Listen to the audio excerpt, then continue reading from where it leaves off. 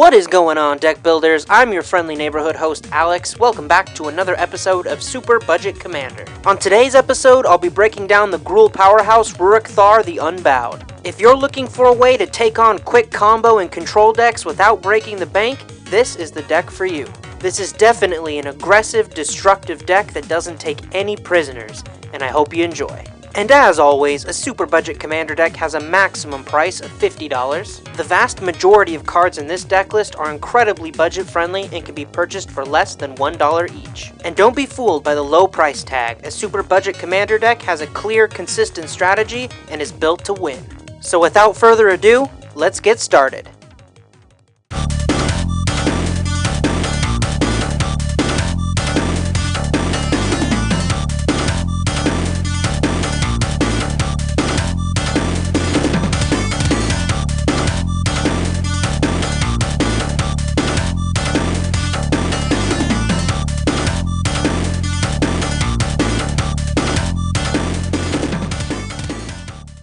Allow me to introduce you to Ruric Thar the Unbowed. This massive ogre warrior powerhouse is the bane of would-be spell slingers everywhere. Ruric is tailor-made to shut down decks that are looking to combo off quickly and cast as many spells as possible in as short a time as possible. The goals of this deck are pretty simple. We're going to ramp hard, we're going to destroy our opponent's ability to ramp out and play spells, then we're going to finish them off with combat damage. Based on Ruric Thar's abilities and his mana cost, it's important that a lot of our mana ramp comes from creature sources. Naturally, when you're looking for mana ramp in the form of creatures, you look to the mana dork elves. They might not be big or flashy, but they're great at putting us one step closer to getting Ruric Thar out as early as possible. One of the most underrated mana dorks out there is Orcish Lumberjack. Being able to turn one measly forest into 3 mana in any combination of red and or green is perfect for facilitating getting Ruric Thar out on turn 2 or 3. It's important that we have a wide variety of creatures that can fill up our mana pool, because one of the goals of this deck is to blow up the lands and blow up the artifacts on the battlefield. So we need to have a way to keep producing mana even if our lands and artifacts are gone. If your goal is to put big scary creatures onto the battlefield as quickly as possible, Somberwald Sage has got your back. Wall of Roots is another underrated mana dork. What I like most about it is that you can activate its ability to produce a green mana the second it comes out on the battlefield. Color fixing in the early game is important too. That's why we have creatures like Sakura Tribelder, Farhaven Elf, and Wood Elves. Our non-creature sources of ramp are pretty limited. We want to make sure that they're really effective because there's the potential that we could damage ourselves for 6 when we cast these, so they need to be worth that price. Seething Song is one of my favorite spells in this deck. It's so incredibly explosive and it can power you out to some huge spells really early on in the game. Frontier Siege is another fun card. It might seem a little awkward, but you're always going to pick cons, because at the beginning of each of your main phases, it gives you a free 2 green mana, which is just awesome. Prowling Serpopod and Spellbreaker Behemoth are great ways to keep counterspell players at bay.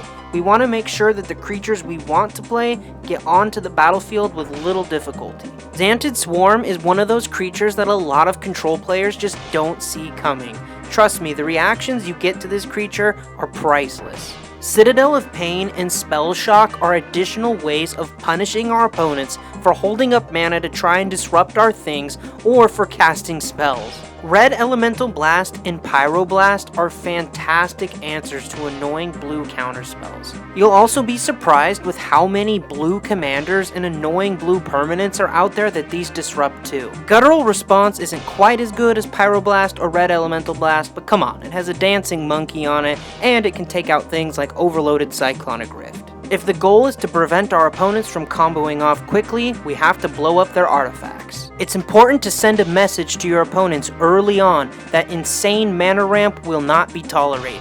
Oftentimes, combo decks are so reliant on their artifact ramp that if you take it away from them in the early game, they have no way to recover. The goal is to put our opponents on their heels, and cards like Nature's Claim, Beast Within, and Krosan Grip are what are going to get us there. Of course, we brought along some gorilla friends and lizard friends to help us take out our opponent's artifacts as well. Giving up 6 life to cast a non-creature spell won't always be doable, so it's important to have creatures that can help us get the job done. Speaking of getting the job done, we've also brought along Dwarven Blast Miner, Dwarven Miner, and Orcish Settlers to help us disrupt our opponent's lands in the early game and really send a message.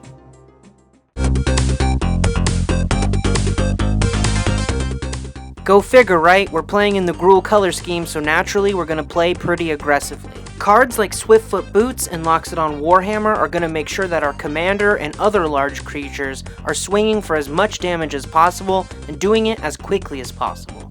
Don't worry, we're not leaving all the combat damage responsibilities in Ruric Thar's hands either. We've also brought along Woodland Bellower and Inferno Titan. Woodland Bellower's biggest asset is enabling us to cheat out a creature like Reclamation Sage, Manglehorn, or a helpful Mana Dork for free. Inferno Titan is flat out awesome. Not only can you pump him up and make him even bigger than he already is, he also has essentially a lightning bolt built in as an ability. We also brought along our handy little elf friend, Fierce Empath, who can help us tutor for Woodland Bellower or Inferno Titan. If we really want to ensure that our aggro beatdown strategy is going to be successful and that our opponents won't be able to respond, we need to destroy their lands. Obviously, this isn't a friendly strategy. The goal is to take away your opponent's ability to play the game at all. Cards like Decree of Annihilation are especially powerful because when you cycle this card, it's practically uncounterable. So if you have a board state full of supermassive creatures and you're ready for an aggro beatdown, Decree of Annihilation all but ensures your victory. And let's not forget about Possibility Storm, the card that's going to make every player at the table with a well thought out plan wanna cry. Possibility Storm does very little to hurt us. In fact, it helps our strategy a lot as we're able to turn smaller spells or creatures into much bigger ones. Our opponents, on the other hand, are going to really struggle when every time they try to disrupt our board or interact with us in any way, their spells are turned into something entirely different. Now, if you have the money and you want to take this beyond a $50 budget deck, the first place to start is a Kiki Jiki Zealous Conscripts combo. It's also important to consider spells like Natural Order and Tooth and Nail that enable you to take powerful creatures from your library and put them directly into play. And of course, there's the green staple Worldly Tutor, which is going to drastically help you improve the consistency of this deck. And of course, since we don't want our opponents to play Magic, cards like Blood Moon and Stranglehold are really going to help us out. And if you really want to shut down your opponent's artifact ramp, there's no better way to do it than Null Rod. If you want to support my channel outside of YouTube, be sure to check out this deck list over on Tapped Out. I've posted a link to that in the description. If you're a fan of Super Budget Commander and you want more videos just like this one, be sure to hit that like button. And if you're new around here, subscribe, and welcome to the Deck Builders Society. And you know what's up. Stay classy, deck builders. I'll see you next time.